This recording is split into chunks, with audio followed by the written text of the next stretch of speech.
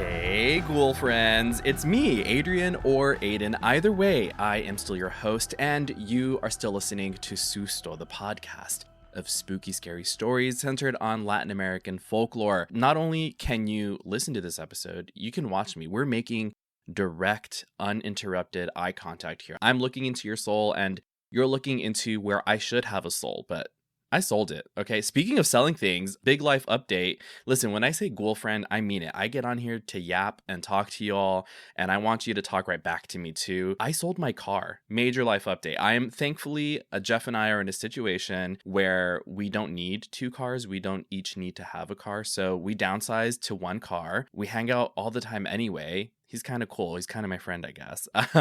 So I don't know, just something fun I thought I'd share with you. What about you? Do you have any big life updates? Anything exciting that's happened that you were looking forward to? Aside from that, no major updates. There are a few things coming up, but I'll announce them in future episodes. But as always, you can follow me online at Susto Podcast on every social media platform for any and all updates on the show. Speaking of, we had our winners. I announced the winners for the Cynthia Pelayo books giveaway. Again, Cynthia was so nice in the last episode. Just in general, it was a great interview. She's amazing. Her work is so good. If you haven't read her books, please go out and read them. Most recently, I read Vanishing Daughters, which I've talked about, and it was amazing. But in the giveaway, Cynthia actually sent me two books. She sent me a signed copy of Vanishing Daughters and a signed copy of Forgotten Sisters to give away. And we did that. And so congratulations to our two winners. Your books are on their way to you already. Hopefully more things like that in the future. You all know I love to give back to you as much as I can because y'all are so generous and so kind to me. So with that being said, no major updates. So we'll go ahead and get into today's episode, which is the story of El Tabudo.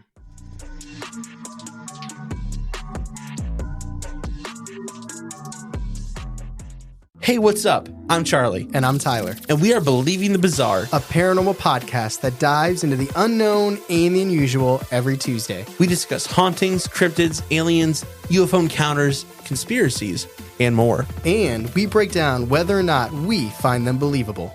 All right, listen, if you're not paying for electricity, you're not paying for dinner. Saw a terrifying looking face pressed to the window with gaping eyes. Almost reached it when the laughter stopped suddenly, and a sound behind me made me turn around. Sorry, I was gonna do it, but then I had SpaceX. So we got you covered, whether you like horror or laughs, or both. We actually really hope it's both. With over 3 million downloads, you'll be joining a bizarro community that we promise is more than just Mothman and our parents. We even take creepy stories from our listeners and turn them into episodes. Check out Believing the Bizarre on Spotify, Apple Podcasts, or wherever you get your podcasts. Believing the Bizarre, a podcast as bizarre as you are.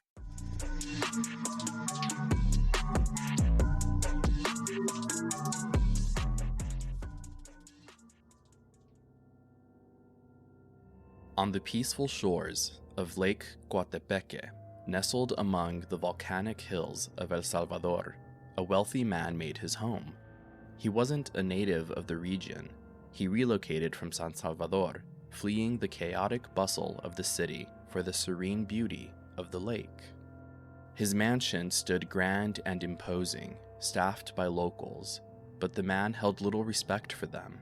He scoffed at their customs and laughed at their tales of the goddess Itzkeye, the ethereal guardian of the lake's depths. To him, their warnings and beliefs were fantasies, unworthy of his attention. One summer night, as a gentle breeze stirred the surface of the lake and the moon hung like a lantern in the sky, the man decided to take his canoe out for a moonlit ride. The locals begged him to reconsider. The goddess doesn't welcome visitors at night, they warned. The currents are her whispers, and those who don't heed her will be taken. But the man dismissed them with a wave of his hand and set off. His laughter echoed across the water, disappearing into the silence of the night. As he paddled back into the dark expanse, the lake seemed to come alive. The currents swirled around him, playful at first, then insistent. The air grew cold, and the waters churned with unnatural force. His canoe spun, faster, and faster until the man's cries were swallowed by the roar of the lake. A final mighty swell rose, and the man vanished beneath the surface. By dawn, his canoe washed ashore, empty and still. The villagers knew the truth. Itzkeye had claimed him, yet they did not rejoice.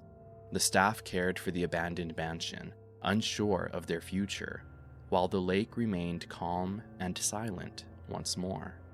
That silence, however, did not last. Months later, the man returned, but he was no longer the figure they had known. His legs had stretched grotesquely, unnaturally long, and his knees had ballooned to monstrous proportions, round and swollen like basketballs. His presence sent chills down the spines of those who saw him. The locals dubbed him El Tabudo, drawing from the regional word for knees, tabas. But, to their surprise, El Tabudo was not vengeful. He announced that his home and its lands now belonged to the local people who had once worked for him. He urged them to live in harmony with the lake and honor its guardian. The locals, ever respectful of the goddess, erected a monolith on Teopan Island to honor Itzkeye. Fishermen who approached the waters with reverence found their nets heavy with fish, their lives blessed by the goddess and protected by El Tabudo. Years passed, and Lake Coatepeque's beauty began to attract outsiders, drawn by its shimmering waters and lush surroundings. Among the visitors were Ana, Leslie, and Julio, 3 friends on vacation, eager to soak in the lake's charm. Ana was the boldest of the group, her energy infectious but often reckless. Julio shared her carefree attitude, quick to dismiss anything he deemed old-fashioned. Leslie, on the other hand, was thoughtful and kind, her curiosity tempered by respect for the local culture. Their first day at the lake began with a stroll through the bustling market that lined the shore. Vibrant stalls overflowed with handmade crafts, fresh produce, and steaming plates of pupusas. Leslie admired the intricate pottery and struck up conversations with the artisans, asking about their techniques and their stories behind their designs. Ana, meanwhile, darted from stall to stall, snapping photos without asking permission and loudly haggling over prices. Julio followed suit, laughing as he grabbed a handful of fruit samples without so much as a thank you. Other tourists wandered the market, but none were as loud or brash as Ana and Julio. Leslie couldn't help but notice the disapproving glances from the locals. She pulled her friends aside. "You're embarrassing yourselves," she said quietly. "This isn't just a vacation spot. It's their home." Ana rolled her eyes. "Relax, Leslie, we're just having fun. Besides, they're used to tourists." Leslie sighed, knowing her words would fall on deaf ears. She stayed close to the artisans, hoping her genuine interest would make up for her friend's behavior. Later that afternoon, the trio approached Lake Coatepeque, its surface glimmering like molten silver under the blazing sun. The air seemed changed, humming with an energy that Leslie couldn't quite place but felt instinctively. As they stepped closer to the water's edge, a woman emerged from a nearby grove of trees. Her movements graceful and fluid, as though she were gliding rather than walking. Her expression was warm, yet her eyes held an otherworldly depth, like they carried ancient secrets no mortal could comprehend. "Welcome to Lake Coatepeque," she said, her voice soft but rich, each word resonating like the gentle lapping of waves. Ana and Julio barely glanced at her, too preoccupied with pointing out photo-worthy spots near the lake, but Leslie couldn't look away. The woman had an air about her, something intangible, like the lake itself was reflected in her being. Her long, black hair shimmered in the sunlight, and her presence seemed to shift the atmosphere, the breeze cooling as she stepped closer. "You may enjoy its waters," the woman continued, her tone carrying a weight that seemed to echo through the hills, but only if you do so respectfully. The lake is sacred, protected by Itzqueye and El Tabudo. They do not tolerate disrespect. Ana, snapping another photo of the lake, replied with a distracted, "Got it," while Julio nudged her with a smirk, clearly unmoved. Leslie, however, felt the words ripple through her, planting themselves like seeds in her mind.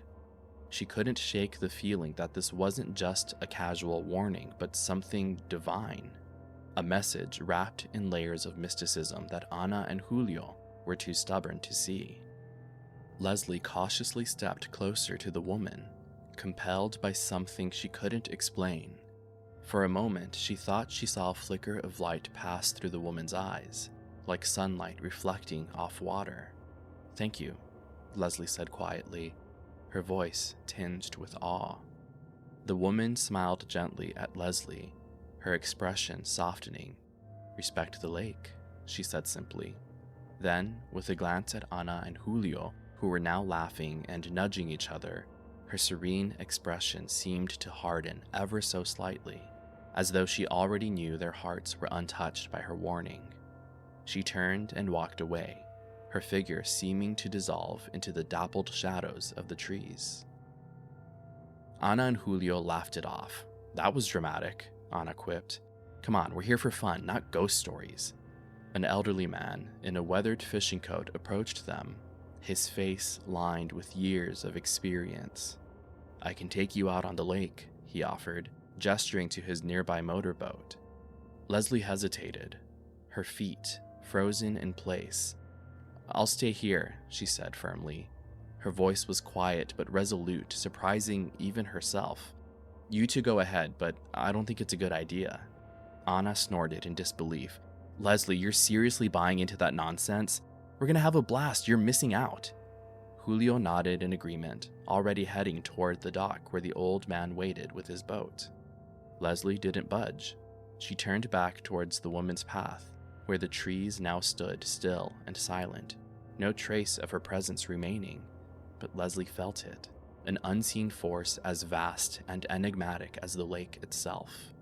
While her friends boarded the boat, Leslie sat quietly on the shore, her heart heavy with foreboding. Out on the lake, Ana and Julio marveled at the scenery, the volcanic hills rising majestically around them. The elderly man piloted the motorboat in silence, his gaze fixed on the horizon. Ana and Julio, however, were anything but quiet. They blasted music from their phones, shouted over the engine's roar, and tossed food wrappers into the water without a second thought. "The lake is alive," the man said suddenly, his voice low and grave. "It feels everything." Ana smirked. "Well, I hope it enjoys the snacks we're sharing." Julio laughed, tossing another wrapper overboard. "Relax, old man, it's just water." The man said nothing more, his expression unreadable. As the sun began to set, the lake's beauty took on a mysterious quality. The water darkened, and the air grew heavy. Ana and Julio signaled that they were ready to return, but the man did not move. His silence turned to heavy breathing, and then cracks. The transformation began slowly, then accelerated with horrifying intensity. His legs stretched grotesquely, the flesh contorting and snapping with sickening pops. His knees swelled, ballooning outward like monstrous spheres. The boat rocked violently as his new form took shape. El Tabudo had revealed himself. Ana and Julio froze, their laughter replaced by terror. "What's happening?" Ana screamed, clutching the edge of the boat. Julio tried to start the engine, but it sputtered uselessly. The shore was too far to swim and the currents too strong to fight. "You desecrated the lake," El Tabudo said, his voice resonating like thunder. "You ignored its warnings." A dense fog rolled in, enveloping the boat. The waters churned, and with a swirl of wind and waves, their fates were sealed. Anna's legs fused together, transforming into a shimmering tail. Her voice became a haunting melody, her screams replaced by the mournful song of a siren. Julio cried out as his body shrank, his skin hardening into vibrant scales. He was now a fish, swimming aimlessly through the currents. Their punishment was complete. Back on the shore, Leslie sat in the growing twilight, her heart heavy with dread as she waited for Anna and Julio.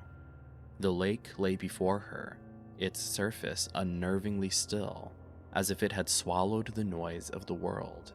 The gentle hum of crickets and the rustle of leaves did little to ease the tightening in her chest.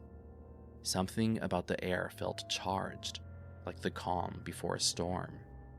As the moon's pale light cast its glow over the landscape, the woman from earlier appeared again. This time, her presence felt almost ethereal. She moved silently, her form seeming to shimmer faintly under the silvery beams. Leslie hadn't heard her approach, but she wasn't startled. Somehow she had known the woman would return. The woman's expression was grave but serene. "Your friends disrespected the lake," she said, her voice carrying a weight.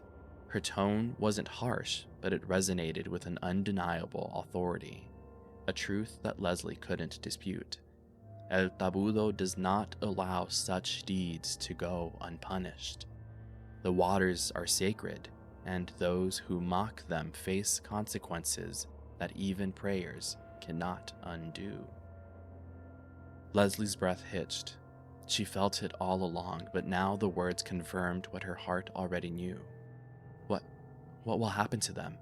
she asked, her voice barely above a whisper, her lips trembling. The woman didn't answer immediately. She gazed out at the lake, her silhouette blending with the shadows of the trees. The water seemed to ripple in response, as though it understood her silent communion. "If they had shown respect," the woman finally said, her tone softer now, almost mournful, "their bodies would return, human, unharmed. But now," she paused, and the silence that followed felt eternal. "Now, they have become part of the lake. They will be remembered but never returned." Tears welled in Leslie's eyes, and she forced herself to look at the lake, its surface deceptively calm, holding unfathomable mysteries beneath. She wanted to call out to her friends, to demand answers from the goddess she now felt was listening, but the weight of inevitability silenced her. Leslie knew with chilling certainty that she would never see Anna and Julio again, at least not as she remembered them. The woman turned to Leslie, her expression softening with the faintest trace of compassion. "You understood the warning," she said, and for a fleeting moment her voice sounded less like a person's and more like the whispers of the water itself. "That understanding will protect you. Honor the lake, and it will honor you in return."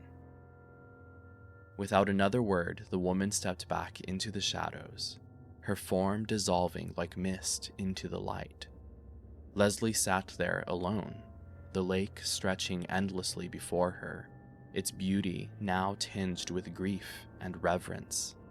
She stayed by the shore until the stars reflected off the water, her heart heavy with the lesson she hoped others would heed. To this day, Lake Coatepeque remains a place of beauty and mystery. It welcomes those who honor it and casts out those who dare to defy its guardians. And if you ever find yourself there, remember to respect its depths, or risk facing El Tabudo himself.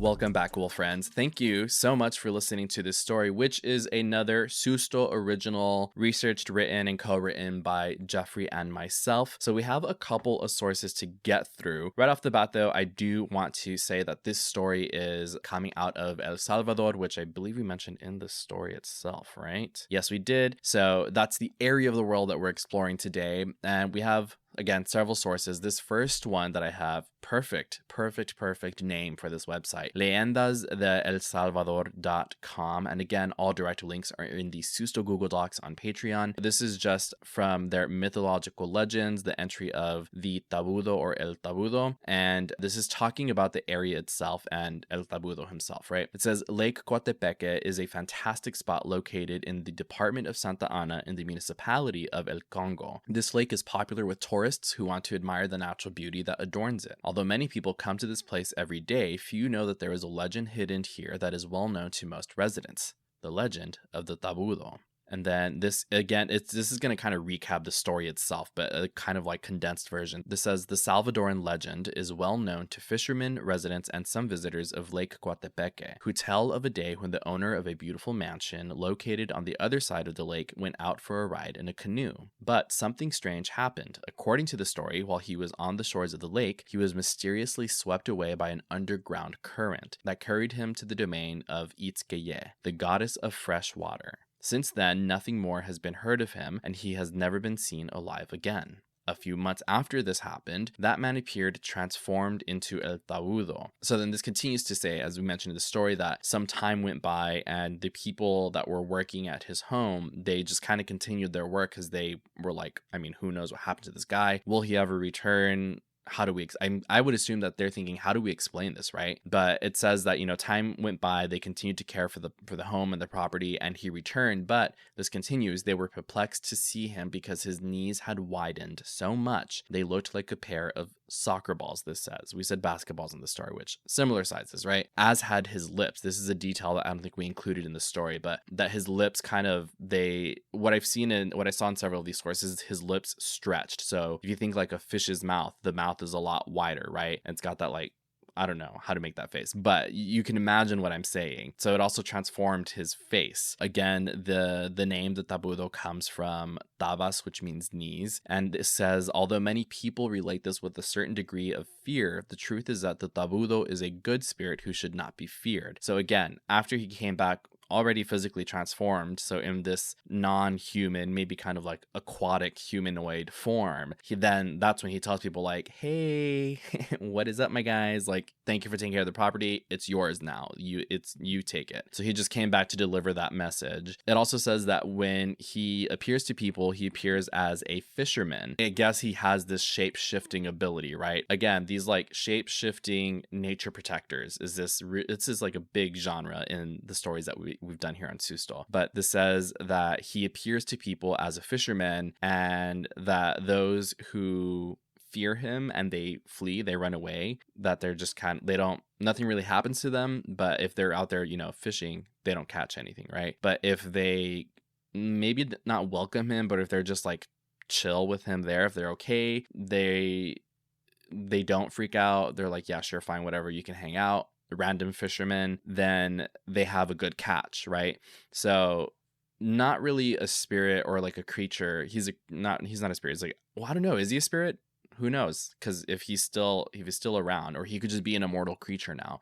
But anyway, so he's not this like evil entity. This says, however, it is also said that on other occasions, when confronted by tourists, visitors, and curious onlookers, the Tabudo cordially invites them to explore the most hidden depths of the lake. He turns the men into enormous, colorful fish and the women into freshwater mermaids. After such an incredible journey, he returns them to the shore, transformed into human beings. So as a tourist, if you go and you come across the Tabudo, he offers you this, I guess, private tour of the lake, or you can explore it as a sea creature.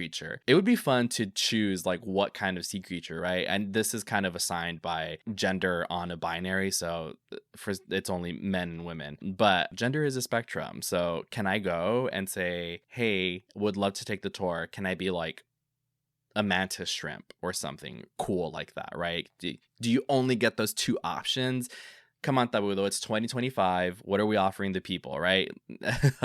This continues. There are those who don't wish to return to everyday life because at the bottom of the lake, they know peace, tranquility, and above all, freedom. And when they are declared, quote, missing on land, their bodies are never recovered. So I guess people can choose to stay down there. They're like, actually, this is a nice deal. I want to live down here in the lake and not deal with the world that's happening out there. But this missing part, this is interesting. So is it they're declared missing because they've just chosen not to come back? Or is it if they're down there long enough and they're declared missing, is then like the change irreversible? I wonder if you can go spend some time down there and then come back, however long later. Would be interesting. The next source that we have here, this is from meloska10.wixsite.com. This is an entry, or I'm not sure if this is the blog name or the entry, but this says Tabudo route or Tabudo route. And this is just kind of like, again, condensed version of the story and of Lake Coatepeque. So this says, one of the most beautiful places in El Salvador is Lake Coatepeque, which is actually located in the municipality of El Congo, in the department of Santa Ana. Its name apparently comes from the name Coatepeque of the volcano from which it originated. It sits at an altitude of 745 meters above sea level and has a surface area of 25.3 kilometers squared. Its depth is estimated at 115 meters. The name Coatepeque means hill of snakes in Nahuatl. The lake is bordered by the municipalities of, again, Santa Ana, El Congo, and Izalco, the latter in Sonsonate. The story goes that 50,000 years ago, between 57,000 and 72,000 BC, the Coatepeque volcano, which is now Lake Coatepeque, and other volcanoes in the area experienced a fierce period of megatelluric activity that ended with a great explosion. So I guess it was just several volcanoes in close proximity that had this big explosion. It says that left the enormous hole of more than 20 kilometers in radius and about 2 deep, which began a long process of capturing rainwater and groundwater to become a lake. So it's like a naturally formed lake, but it wasn't there already. Like a natural event happened, I guess, and it created this crater essentially for this lake to form. And again, I think there's also a lot of what's it called, like not mystery, but like maybe mysticism, or there are like some metaphysical properties to volcanoes and volcanic rock and ash. And I don't know, I wonder if there's any connection to volcanoes and the metaphysical, right? If we have any volcano witches out there, please write in, let me know. And then this also, again, it has a short entry about the Tabudo. It says, legend has it that Lake Coatepeque is a place enchanted by El Tabudo, a good spirit who appeared small to fishermen, but gradually grew larger. So he appears as, I guess, as his fisherman form. He's like maybe typical human man shape, size, height, and then he transforms, I guess. So maybe that's what the test is with whether or not they get a good catch, right? Is he comes out as a fisherman and then he transforms into his, I guess, now natural form of the Tabudo with long legs, big knees, kind of fish face. And then based on their reaction to that, that's whether or not they'll have a good catch, right? This says, this legend, again, very popular among fishermen, residents, and visitors of the lake. Yeah, and it talks about his mansion that he left, came back. The people that worked it inherited the property in the mansion. This says, again, they were perplexed to see him, for his legs had lengthened and his lips had widened, and he resembled a sea creature more than a human being. So again, there's that confirmation that his face was also changed. It wasn't just like the legs, right, that they got really long and huge knees. I thought this was interesting, and I feel like I'm like, okay, I get why this would be scary to see this. It says, it is said that when people are anchored and fishing in the lake, they would suddenly feel a very tall man come up and sit on the front of the raft. So imagine being on this lake, maybe by yourself, fishing, minding your business, you think you're alone, and this man just comes out of the water and climbs onto your raft and sits on it. Whether he's in his Tabudo form or fisherman form, that would freak me out. I'd be like, hey, whoa, where did you come from? Like, this is unnatural, right? Like, where did you, in the middle of a lake, you would have to hear someone swimming towards you, right? So if he just kind of came from the depths, that would freak me out for real. Okay. The next one that we have here This was a really good one. I like bolded this one because I liked the source. This is from guanacos.com, and this entry is called The Tabudo of Lake Coatepeque, the legend that few know. So again, it's saying some of the same things that Coatepeque is Nahuatl for Hill of Snakes. It's a lake that attracts both local people and tourists. The legend is popular in the area. The lake itself is very popular in the area. There's a drawing here. This says image courtesy, but it doesn't have it attributed to anyone. But there's this like kind of sea creature man drawing here that I'll probably upload as one of the pictures for the social post for this, but also put it here for the video. This says, the legend of the Tabudo tells that many years ago, the date is unknown, a rich man lived on the other side of the lake. Again, the typical story that we've been hearing. And pretty much every entry about this mentions the goddess Itzkeye, and that she's the goddess of freshwater according to Pipil mythology. I couldn't find really anything about her. A lot of the things that came up were other goddesses that were said to be freshwater goddesses.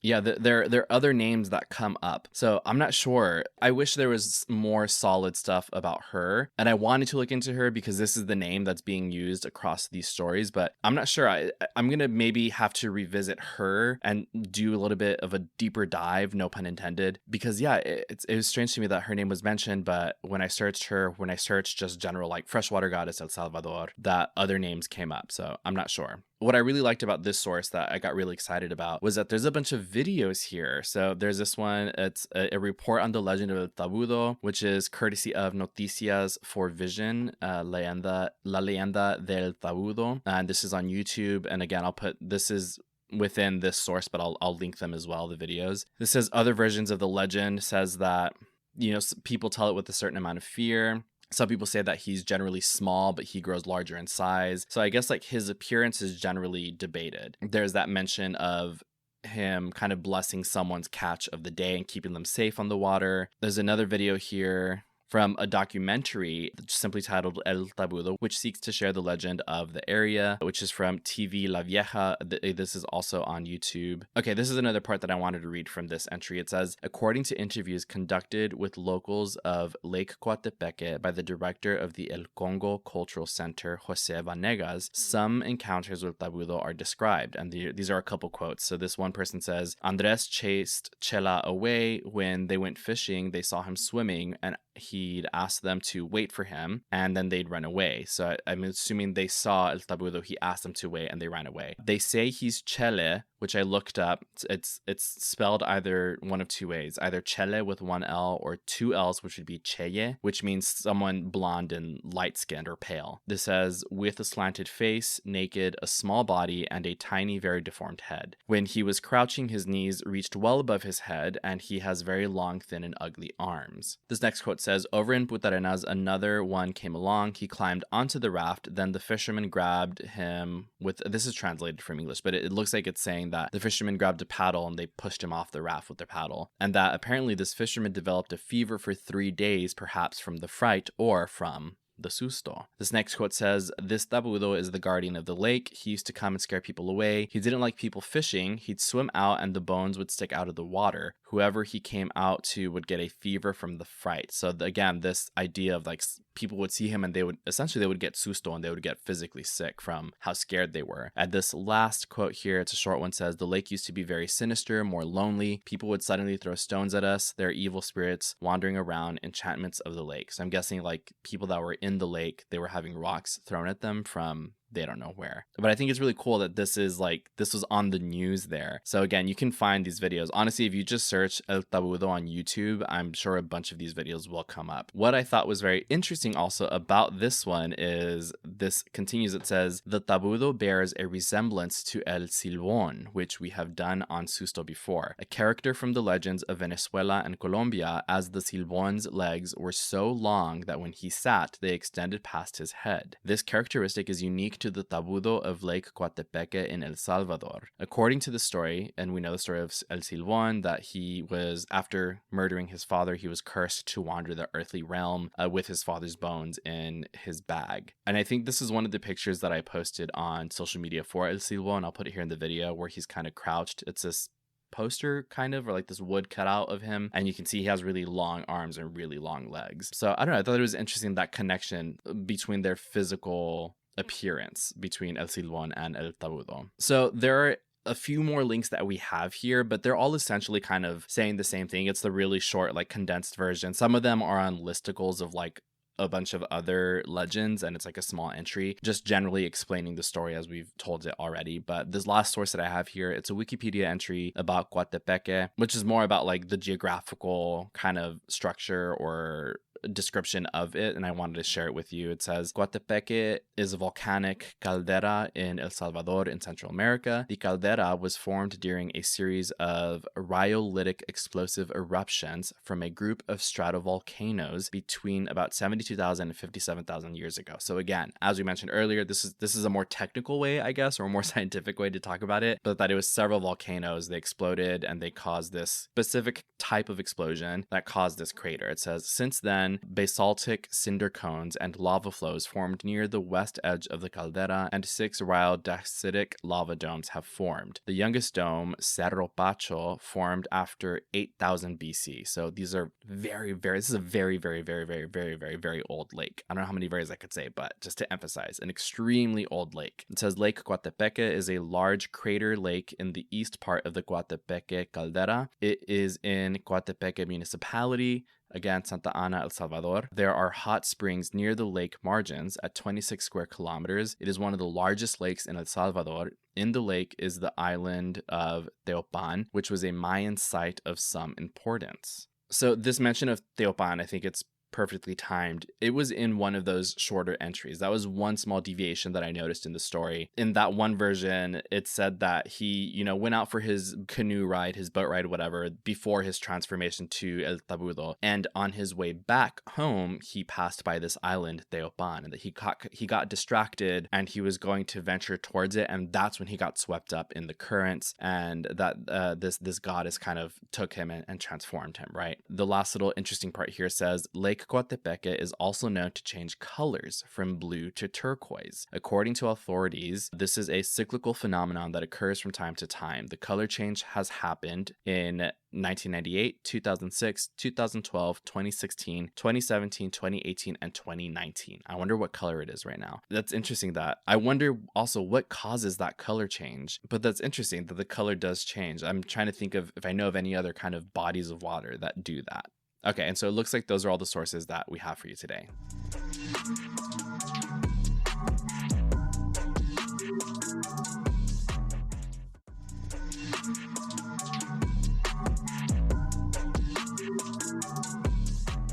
Welcome back, Ghoul friends. Thank you so much for listening to today's episode. As always, if you have your own scary story or a video, photo, audio recording, multimedia, anything, you can send that to me by visiting linktr.ee/Susto podcast or visiting sustopodcast.com and finding that submit a story, tell me a story button, and use the official Letters from the Beyond Google form to send me your story or your multimedia so that it can be featured either on a Letters from the Beyond episode or on social media. That's at Susto Podcast on every platform, where you can follow for any and all updates on the show, like giveaways, live events, movie nights for Patreon. Actually, tonight that I'm recording, I'm having a movie night, the March movie night in a few hours. So very excited about that. Again, if you are a best Ghoul friend on Patreon, you also had the opportunity to watch this episode, to see me telling the story to you, and to see my little ghosty over here, my little ghoul friend right here. Additionally, if you would like to support the show, the easiest way to do so is by engaging wherever you are listening, liking, subscribing, leaving positive ratings and reviews, sharing the episodes and the show with your own ghoul friends, and encouraging them to check it out. If you were someone who was like, hey, my friend told me to come listen to the show, hi, hello, welcome, thank you and your friend for being here. And finally, if you would like to support Susto by way of exchanging money for fun perks and stuff, you can visit patreon.com/SustoPodcast. Check out the tiers there and see if any of those work for you, which at the very least, all tiers include listening to the show early and ad-free. But for today, Thank you so much to this episode's patrons. You are Liza, Sadie, Rachel, Alejandra, Luther, April, Dee, Josette, Sam, Mandy, Jules, Lori, Jeannie, Monica, Desiree A, Ashes, Neressa, Rachel, Azucena, Marlene, Chata, Lainey, Desiree C, Carla, Archer, Ricardo, Sarah, Vanessa, Maritza, Nieves, Monica, Iris B, Manermal, Iris M, Mar, and Flor. Thank you all so much for supporting me on patreon.com/Susto podcast. And thank everybody, all of you, for listening, for being here, for doing what you can, for writing in, for rating and reviewing, all that good stuff. It truly does mean so much to me. Again, this is an independently produced show. It's just me and Jeff out here. And that guy just joined me. He just got here. But believe me, we're putting him to work. So thank you again to Jeffrey Doyle for researching and co-writing this episode. I will talk to you all in the next one. And until then, no te asustes. Bye.